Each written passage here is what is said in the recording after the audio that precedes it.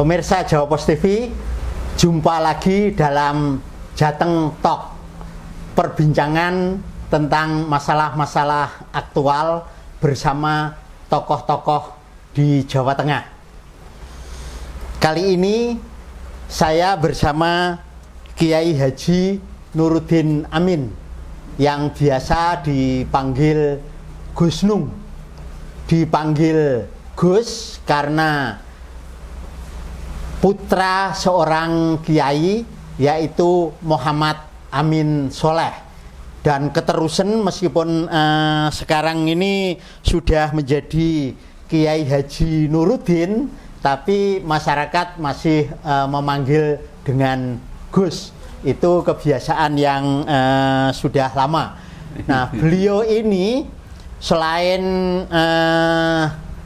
keluarga santri dan juga keluarga pesantren, juga memiliki pesantren, itu seorang politikus, menjadi ketua DPC PKB Kabupaten Jepara, juga menjadi anggota DPRD Kabupaten Jepara. Jadi perjalanan politiknya sudah lama sekali dan sudah sangat senior sekali. Tangan dinginnya itu luar biasa. Tahun ini dalam persaingan yang sangat ketat, Gus Nung ini bisa menaikkan kursi PKB di DPRD Kabupaten Jepara. Apa kabar Gus Nung? Alhamdulillah baik, Pak. Saya panggil Gus Nung ya. Ya, siap. Kesibukannya belakangan ini kayaknya luar biasa. Santai aja, Pak. Sering wirawiri ke Jakarta, Gus? Ya, kalau santri wong desa seperti saya itu ya memang rekreasinya itu pergi-pergi, Pak. Pokoknya anggere wis numpak mobil itu sudah rekreasi namanya. Iya. Ini karena sudah rekreasi lama, itu tamu-tamunya banyak sekali. Ini pada nunggu di dalam ya ada, di samping ada, di depan ada. Karena memang beliau adalah seorang kiai. Gus, memang beberapa tamu itu sudah WA sebelumnya, jadi saya kasih tahu insya Allah Sabtu di rumah gitu. Jadinya numpuk. Iya. Gus Nung itu menjadi politikus yang senior di Kabupaten Jepara. Itu sudah sejak kapan, Gus, terjun di dunia politik? Sebenarnya nggak sinar-sinar amat, karena dulu aktivitas saya sebenarnya kan cukup lama di Yogyakarta. Ya. Dulu saya wartawan, Pak. Sebenarnya ya, makanya saya kenal misalnya kalau teman-teman Jawa Pos itu ya ada Mas Irwan, Mas Arif Afandi dan lain-lain, Mas Khalek Arif itu ya. Yang mungkin ya anak buahnya Mas Bayhaqi juga waktu itu kan. Gila, jadi di Jepara ini saya pulang aktivitas di Jepara mulai tahun 2003. Ya, 2002 itu abah saya meninggal, Romo Kiai Amin Soleh. Terus selama setahun saya wirawiri Jogja Jepara, ya menggantikan tugas-tugas abah. Ya ada yang ngaji, khotbah Jumat, ada yang ngurusi yayasan, ngurusi madrasah gitu-gitu kan, ngurusi jamaah haji gitu. Nah, terus akhirnya karena Umi lihat saya wirawiri, daripada wirawiri wes pindah ke Jogja, pindah ke Jepara. Gitu. Lah padahal waktu itu sebenarnya waktu menikah dengan istri saya Mbak Hindun Anisah ini, sebenarnya kontrak dengan mertua itu nggak boleh dibawa keluar sebenarnya. Karena apa? Mbak Hindun ini anak sematawayang, putri sematawayang. Ya, nggak punya saudara kandung yang tunggal ibu, dia satu-satunya putrinya Bunyai Nafisah. Ali Maksum Pondok Pesantren Kerapyak. Ya, tapi karena ini memang kebutuhan yang tidak terhindarkan, akhirnya ya beliau ikhlaskan Bunda Hindun ikut saya ke Jepara. Ya, ke Jepara. Nah, itu terus ketika saya tahun 2003 pulang, 2005 itu ada pemilihan ketua PCNU. Lah itu mulai saya berkiprah Saya terpilih jadi ketua PCNU periode 2005-2010. Ya. Lah tahun 2010 terpilih lagi. Nah, ya jadi 2 periode saya memimpin PCNU Jepara ya. Jadi 2005 sampai 2015. Ya, setelah 2015 itu baru saya masuk ke politik. Ya, menjadi ketua PKB. Sejak tahun 2015 itu istilahnya di politik praktisnya ya. Kalau di ketua NU waktu itu ya juga berpolitik kan. Cuman istilah Gus Dur itu unpolitical politik, politik tanpa panggung ya.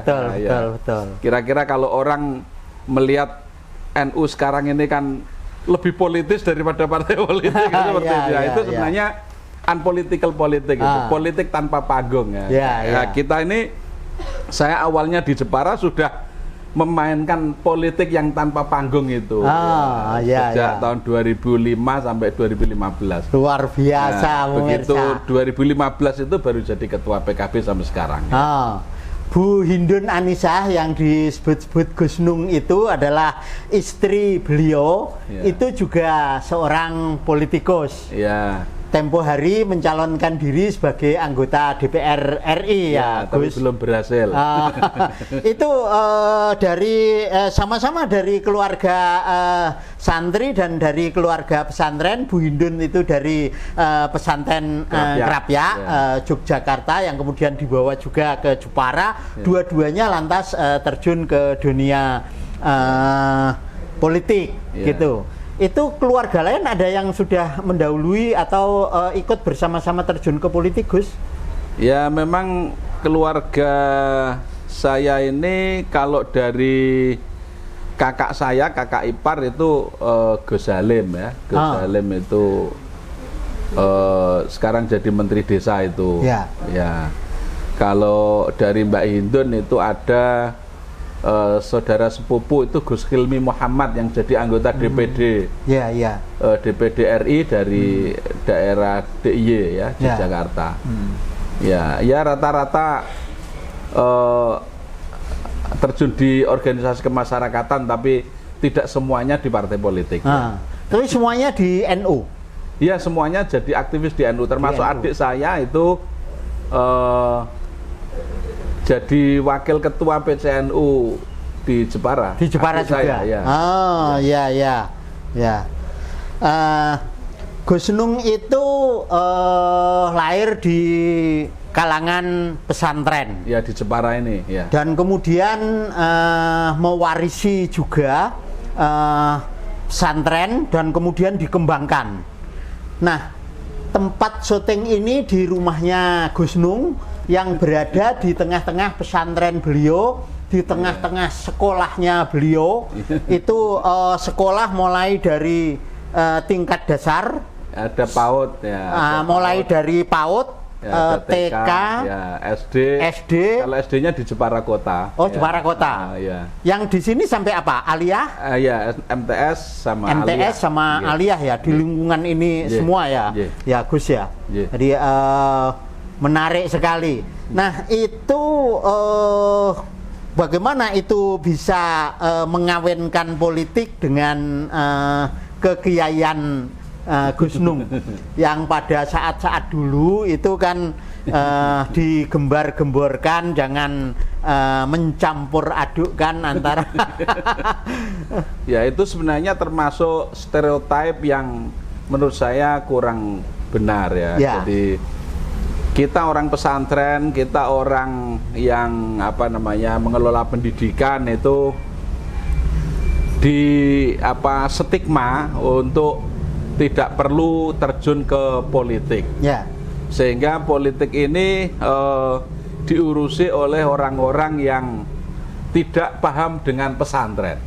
Seperti itu. Nah, mulai Gus Dur menjadi presiden, itu sudah banyak kesadaran bahwa stereotip bahwa orang pesantren itu jangan terjun ke politik itu tidak benar. Seperti itu. Lalu Gus Dur membuatlah istilahnya basis politik yang pakai panggung ya, itu PKB itu, gitu ya. Jadi dan dengan PKB inilah kemudian kita membangun karir politik. Jadi banyak kiai-kiai yang kemudian terjun ke politik menggunakan perahu PKB yang dibuat oleh para kasepuan termasuk Gus Dur ini gitu. Gus Nung betul-betul bisa membuktikan itu, terbukti di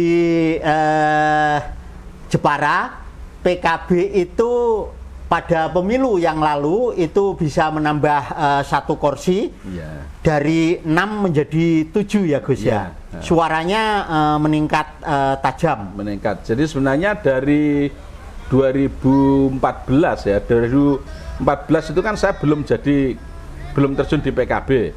Saya terjun baru 2015. Jadi artinya saya terjun pegang PKB itu pasca pemilu, sehingga saya belum ikut pemilu 2014. Tapi saya mengawal hasil dari pemilu 2014, saat itu baru dapat 5 kursi. Nah, terus saya baru masuk di pertarungan legislatif 2019. Nah, saya begitu masuk nambah kursi 1 dari 5 menjadi 6. Nah, terus alhamdulillah waktu itu dapat pimpinan juga. Pimpinan dewan, makanya sampai sekarang saya jadi wakil ketua DPRD. Nah, terus tahun 2024 ini alhamdulillah dari 6 naik 1 lagi. Itu 7 kursi sampai sekarang. Luar biasa pemirsa. Jadi perbincangan dengan Gus Nung ini dari pesantren ke politik, tetapi kita rehat sejenak, tetap di Jawa Pos TV.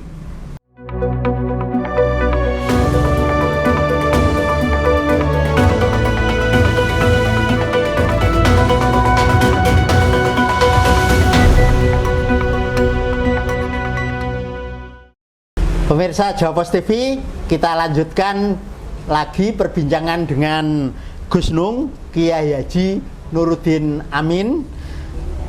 Gus Nung itu disebut-sebut menjadi salah satu bakal calon Bupati Jepara yang sekarang ini sudah mengemuka. Nah, tanggapan Gus Nung kayak apa? Ya, ini kan saya pengen meramaikan aja gitu ya. Jadi saya rasa masyarakat Jepara ini sudah sangat dewasa ya, secara politik. Jadi mereka tahu kebutuhan pimpinan Jepara ke depan itu profilnya seperti apa, itu saya yakin masyarakat sudah tahu, bisa memilah-milah.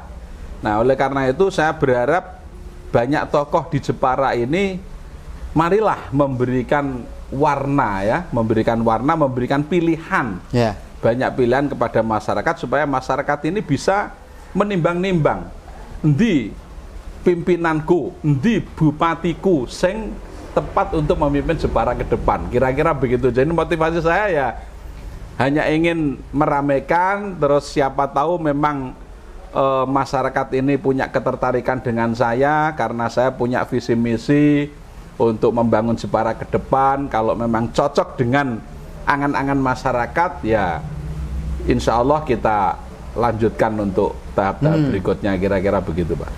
Gus Nung ini religius, tapi sekaligus nasionalis. Nah, penampilannya kelihatan jelas pemirsa. Dan apakah yang seperti ini Gus yang diinginkan masyarakat Jepara sebagai pemimpinnya? Ya, itu yang ditanya harus masyarakat kan. Kita nggak tahu juga, kita hanya menawarkan. Yang jelas kalau profil religius ya itu semata-mata memang basis kita dari pesantren ya. Kalau nasionalis itu ya memang karena aktivitas kami ya Pak, sejak dulu itu memang ya berbasis budaya. Budaya itu artinya gini, saya di Jogja itu memang sering kumpul-kumpul dengan teman-teman ya, misalnya pemahaman terhadap Islam kita, Islamnya NU itu kan Islam Nusantara. Nah, makanya ketika waktu itu kita mengintrodusir Islam Nusantara, itu kita juga mencoba mengintrodusir simbol-simbol Islam Nusantara. Di antaranya apa? Blangkon. Ya. Nah, blangkon. Nah, makanya saya selalu ideal identitas penampilan saya memakai blangkon karena ini merupakan satu simbol dari Islam Nusantara. Seperti itu ya. Kemudian saya pakai sarung batik misalnya ya. Pakai sarung batik ini kan ya kita ingin basis misalnya batik itu kan Jawa, ya Jawa, hasil kerajinan dari masyarakat itu juga kita tampilkan. Misalnya rumah saya Omah Joglo ini juga rumah Jawa. Nah, jadi religiusitas Islam itu tidak harus selalu dengan simbol-simbol Arab, ya, tapi juga simbol-simbol lokal Jawa. Nah, seperti saya pakai blangkon, pakai batik, rumah joglo, rumah ukir-ukiran ini, ukir-ukiran ini termasuk saya ingin mengintrodusir kemampuan atau basis masyarakat Jepara ini kan ukiran sebenarnya, kota ukir. Makanya kalau kita orang luar Jepara mengenal Jepara itu ya kota ukir gitu ya, kira-kira seperti itu ya. Jadi itu yang selama ini saya lakukan. Jadi kalau nasionalis itu dikaitkan dengan misalnya pemahaman misalnya lintas agama, itu saya sejak dulu juga di Jogja itu aktivitas diskusi-diskusi pergaulan lintas iman, lintas agama itu sudah biasa, Pak. Makanya di pesantren ini, di pesantren saya ini kemarin beberapa waktu yang lalu juga ada beberapa misalnya dari komunitas Katolik dari seminari itu live in di sini, Pak. Live in di sini sampai beberapa malam. Nah, mereka itu berdiskusi dengan teman-teman santri di sini. Mereka ingin tahu kehidupan kesehariannya orang Islam tuh seperti apa. Sekaligus anak-anak santri juga bisa melihat kesehariannya orang Katolik itu seperti apa. Jadi itu pernah dan sering kita dapat tamu-tamu dari Katolik, dari Kristen yang biasa kesini seperti Pendeta Danang itu juga sering kesini.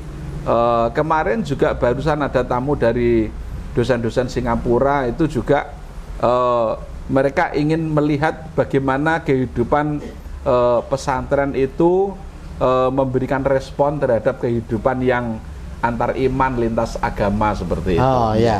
Gus, kalau nanti jadi maju ke pilkada, itu PKB di Jepara memiliki modal 7 kursi. Tentu tidak cukup untuk mencalonkan diri, apalagi di Jepara ini sangat menarik. Masing-masing partai yang besar itu kayaknya sudah mengusung calon-calonnya sendiri. PDIP yang menjadi pemenang pemilu juga akan memunculkan calonnya. Kemudian Gerindra yang euforia telah memenangkan calon presiden juga kayaknya mengusung calonnya.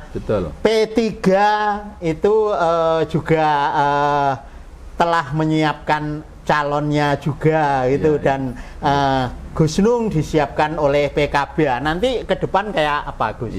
Jadi kalau PKB ini memang masuk 4 besar tapi secara nasional. Kalau di sini di Jepara itu memang pemenangnya itu P3.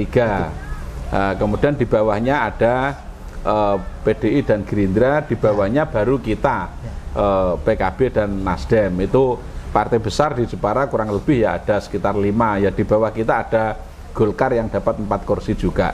Jadi memang karena kita baru punya kekuatan 7 kursi, ya kita membangun koalisi, Pak. Kita membangun koalisi. Kita sudah ya beberapa kali komunikasi dengan teman-teman P3, PDI, Gerindra, Golkar.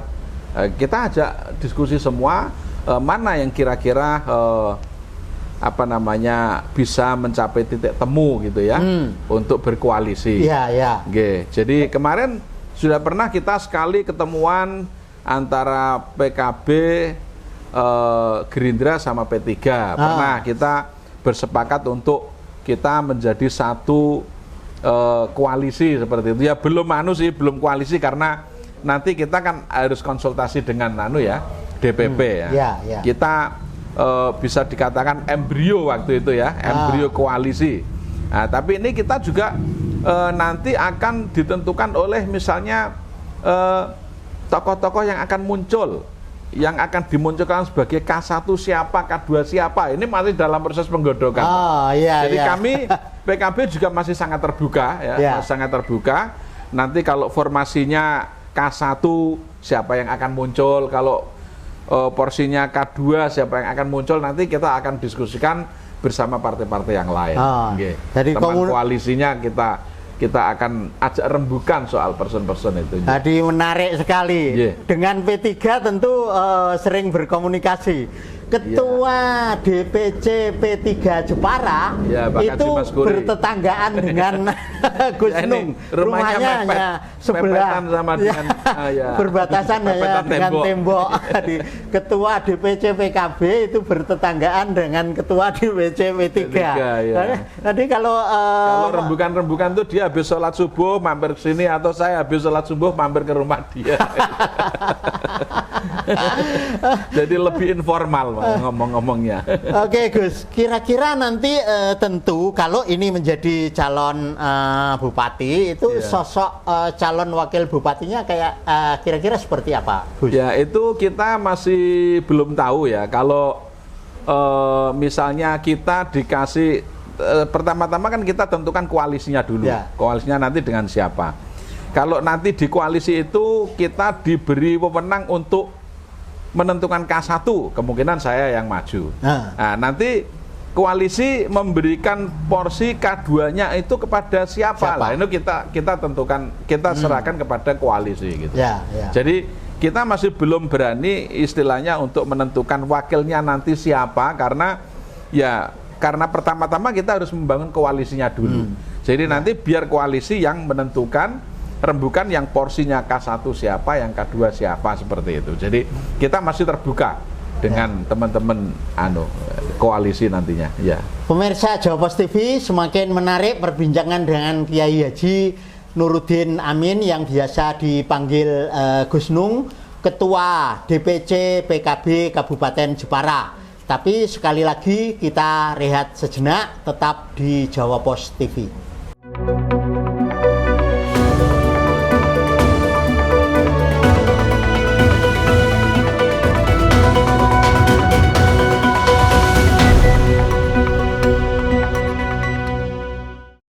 Pemirsa Jawa Pos TV, kita lanjutkan kembali perbincangan dengan Kiai Haji Nuruddin Amin, Ketua DPC PKB Kabupaten Jepara, yang disebut-sebut bakal maju sebagai calon Bupati Jepara. Gus Nung, sekarang ini Gus Nung menjadi anggota Dewan, tentu sudah sering turun ke lapangan. Apalagi menjadi Ketua DPC PKB ya sudah cukup lama. Yang didahului menjadi Ketua PCNU Kabupaten Jepara, tentu sudah sering turun ke lapangan. Tamunya saja tidak pernah berhenti. Nah, tentu bisa melihat persis kayak apa Jepara itu. Nah, menurut Gus Nung seperti apa Jepara itu? Jepara ini yang saya serap dari banyak teman, masyarakat ingin Jepara ini dikembalikan menjadi kota ukir. Brand kota ukir, brand mebel ukir Jepara ini kan seperti sudah pudar gitu ya. Ya, misalnya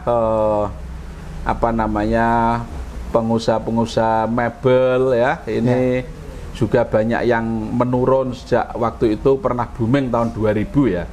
Nah, kemudian ini kita pengen ke depan itu brand mebel ukir harus dikembalikan lagi ke Jepara ini, menjadi brandnya kota Jepara. Ini seperti apa? Lah ini memang menjadi perhatian kita. Jadi kalau bisa kita harapkan menentukan program-program Jepara jangka pendek, menengah, dan ke depan itu harus dimasukkan pengarus utamaan mebel ukir ke dalam seluruh program-program di pemerintah Kabupaten Jepara. Itu sangat penting menurut saya. Ya, kemudian yang kedua itu terkait dengan pariwisata, pengembangan pariwisata ini juga sebenarnya potensi kita cukup besar. Kita ini secara geografis kebetulan dekat dengan pantai. Kita punya kurang lebih 80 km pantai yang ini semua punya potensi untuk mengembangkan pariwisata. Kebetulan kita juga dekat dengan lereng Gunung Muria. Jadi kita punya desa-desa seperti di Sumanding misalnya, ya, Duda Awu misalnya, Selereng ya, yang apa namanya di Tanjung, di Pelajan itu kan lereng-lereng bukit semua. Nah, Tempur itu sudah sangat terkenal. Sangat terkenal. Ini potensi-potensi wisatanya luar biasa. Jadi ada potensi wisata gunung, ada potensi wisata laut. Nah, ini juga banyak sekali aspirasi dari masyarakat yang ingin itu disentuh. Itu dikembangkan. Selama ini kita APBD kita juga sudah mensupport pariwisata, tapi ya ternyata ya memang belum bisa berkembang maksimal. Yang kedua memang belum mampu memberikan tambahan untuk PAD Kabupaten Jepara. Ini juga PR bagi kita. PR yang cukup serius menurut saya. Terus dari segi kualitas masyarakat kita sebenarnya kita juga masih banyak prihatin, kemiskinan masih cukup banyak, ya. Kemudian orang yang tidak punya rumah layak huni itu juga masih banyak. Jadi kalau saya melihat program-program di DPR itu ketika kita pembahasan di Banggar itu, saya masih melihat data RTLH rumah tidak layak huni itu ternyata masih puluhan ribu gitu. Lah selama ini kita tuh sebenarnya ngapain kok rumah warga Jepara masih sekian banyak yang belum tersentuh oleh program kita. Nah seperti itu, ini juga masih menjadi keprihatinan kita. Jadi kita ingin misalnya membuat Jepara ke depan itu ya harusnya kita bisa bikin Jepara tanpa kemiskinan, Jepara tanpa kelaparan, Jepara yang harus penduduknya itu punya rumah yang semuanya layak huni. Seperti itu Pak. Ya, stunting juga begitu. Stunting ini angka kita stunting juga masih cukup besar ya. Tapi ya perhatian pemerintah daerah sekarang ini akhir-akhir ini ya lumayan bagus lah untuk apa namanya mengurangi stunting itu. Tapi ini menjadi PR kita. Idealnya ya memang kita harus nol stunting gitu. Pemirsa, pariwisata yang disebut-sebut Gus Nung memiliki pantai yang kira-kira 80 km atau 83 km dalam catatannya, itu membentang dari perbatasan Demak Jepara terus sampai perbatasan Jepara Pati. Jadi luar biasa itu. Karena itu Jepara terkenal dengan kota 1000 pantai karena banyak pantai pasir putih dan masih banyak yang belum tersentuh oleh pengembangan. Ada yang pasir putih, ada yang pasir hitam, Pak. Ya, jadi kalau yang di sebelah utara, utara ini lebih banyak pasir hitam. Pasir hitam. Nah, itu yang banyak mengandung pasir besi itu. Nah, dan ini potensinya sebenarnya cukup besar. Pernah suatu ketika dieksplorasi, tapi ya memang karena perencanaannya belum bagus, masyarakatnya belum memperoleh penjelasan yang cukup sehingga menimbulkan sedikit masalah lingkungan. Nah itu yang harus kita tangani supaya ke depan bisa kita olah lebih produktif lagi dan memberikan kesejahteraan untuk masyarakat ya. Gus, tantangan ke depan seperti apa Gus mengembangkan Jepara ini? Kalau dari potensi-potensi tadi yang disebutkan Gus Nung itu kan banyak sekali, pariwisata saja punya laut, punya gunung gitu. Di situ ada perkebunan juga, kopi sekarang lagi dikembangkan, laut yang sekian banyaknya menghasilkan ikan, belum lagi mebel ukir Jepara yang sudah terkenal di seluruh dunia. Saya kira itu tapi tantangan ke depan masih seperti apa? Karena kan perkembangan tadi kan ya kemiskinannya, angka kemiskinan masih 6% gitu, stuntingnya juga misalnya, itu tantangan ke depan seperti apa? Ya, kita memang harus ngajak semua stakeholder ya. Stakeholder artinya begini, masyarakat kita ini juga punya potensi yang cukup besar. Masyarakat lokal ini loh, kita ajak partisipasi. Kita optimalkan dulu partisipasi lokal. Baru setelah partisipasi lokal ini tidak mampu, kita baru mengundang investor dari luar. Nah, jadi jangan kemudian seolah-olah modal itu segala-galanya, sehingga masyarakat tidak terlalu dilibatkan secara partisipatif. Ini saya agak kurang setuju itu. Jadi tantangan kita ini memberikan pemahaman dulu kepada masyarakat, supaya masyarakat ini yakin dengan potensinya, potensi mebel ukirnya, potensi pariwisatanya, potensi yang lain-lain juga, itu kita yakinkan, kemudian kita ajak masyarakat berpartisipasi. Misalnya satu contoh di sebuah desa, misalnya di Bondo misalnya yang dekat dengan Bang Sri. Bondo ini punya desa. Desa Bondo ini adalah desa yang sudah di SK Bupati sebagai desa pariwisata. Dia punya potensi laut. Nah, BUMDesnya ini mestinya dia bisa mengajak masyarakat lokalnya untuk memodali BUMDes ini supaya BUMDes ini berkembang. Kalau berkembang, modalnya juga milik masyarakat lokal. Nah, seperti itu. Jadi jangan seolah-olah, wah BUMDes ini tidak bisa berkembang karena tidak ada modalnya. Nah, terus pengennya itu ada investor datang bawa duit besar. Nah, kalau investor datang bawa duit besar terus ditangani oleh investor, itu biasanya masyarakat nanti tersingkir. Nah, seperti itu yang kita tidak ingin. Ya, kita potensi lokal itu kita berdayakan dulu, kita maksimalkan dulu partisipasinya. Kalau memang tidak mampu baru kita undang investor untuk memaksimalkan pengembangan potensi pariwisata dan lain-lain itu gitu. Pertanyaan terakhir, Gus. Pesan dan harapan Gus Nung kepada masyarakat untuk memajukan Kabupaten Jepara seperti apa? Ya, memang ini perlu sosialisasi yang bagus kepada masyarakat, supaya masyarakat itu betul-betul sadar pentingnya memilih pemimpin yang betul-betul bisa digendoli. Seperti itu, bisa mengembangkan daerahnya. Jadi masyarakat kita harapkan jangan apatis dengan politik. Biasanya sebagian besar masyarakat itu wis mbuh kono, politik udah urusanku. Biasanya sing dadi bupati siapapun, sing dadi DPR siapapun, aku uripku yo ngene-ngene wae. Kadang-kadang masyarakat berpikir seperti itu. Ini menurut saya tidak betul. Jadi memang semua kebijakan mengenai ekonomi, kebijakan mengenai pendidikan itu ada di ranah politik, ada di ranah eksekutif dan legislatif. Nah, ini memang harus dikawal oleh masyarakat supaya kebijakan-kebijakannya betul-betul mensejahterakan masyarakat. Nah, jadi jangan pilih pemimpin itu karena misalnya yang penting aku iki nyoblos ono fuluse, mafi fulus mampus, nah gitu kan. Kalau dulu masyarakat itu bilang ya uwe ya obos, malah pemilu kemarin itu sudah dikasih duit tetap tidak nyoblos. Nah, ini kan menurut saya mentalitas politik yang kurang bagus menurut saya. Jadi ini kita harus memberikan penyadaran kepada masyarakat bahwa memang semuanya butuh duit.